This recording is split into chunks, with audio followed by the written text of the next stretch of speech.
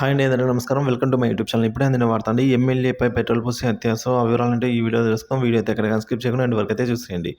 Video నచ్చినట్లయితే like చేయండి. ఇంకా మన ఛానల్ సబ్స్క్రైబ్ అవ్వనట్లయితే సబ్స్క్రైబ్ చేసుకోవడం ద్వారా నేను చేసే లేటెస్ట్ అప్డేట్ న్యూస్ ముందుగా మీ వరకు అయితే రీచ్ అవుతుందండి. ఇక ఆలస్యం చేయకుండా వివరాలకి అయితే వెళ్ళిపోదాం. చేరికలతో రాజకీయ పార్టీలు బలపడతాయా లేదా అనే విషయం పక్కన పెడితే స్థానికంగా ఉన్న నేతలు మాత్రం ప్రత్యర్థులతో కలిసి పనిచేసేందుకు అంతగా ఇష్టపడరు. ఇప్పుడు తెలంగాణ కాంగ్రెస్లో ఇదే పరిస్థితి నెలకొంది. అసెంబ్లీ ఎన్నికల్లో గెలిచిన ఉత్సాహంతో ఉన్న కాంగ్రెస్ బీఆర్ఎస్ని దెబ్బతీసేందుకు వ్యూహాత్మకంగా అడుగులు ముందుకు వేస్తోంది. నాదెం నాగేందర్, కడియం శ్రీహరి, తెల్లం వెంకట్రావు ఇలా ఇప్పటికీ బీఆర్ఎస్ నుంచి ముగ్గురు ఎమ్మెల్యేలను తమ వైపు తిప్పుకుంది. చేవెళ్ల ఎంపీ గడ్డం రంజిత్ రెడ్డిని కూడా పార్టీలోకి చేర్చుకుని టికెట్ ఇచ్చింది. ఈ లిస్ట్ ఇంకా ఉంది. అయితే ఈ చేరికల జోలికి వనపర్తి కాంగ్రెస్ నేతలు బ్రేక్ వేశారండి. వనపర్తి జిల్లా కాంగ్రెస్ పార్టీలో చేరికల చిచ్చు రాజుకుంది.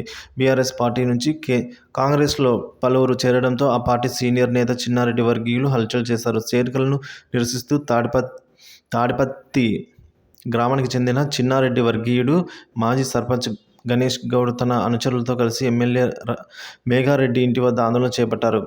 గణేష్ గౌడ్ తన ఒంటిపై పెట్రోల్ పోసుకుని నిప్పంటించుకుంటానని బెదిరించారు.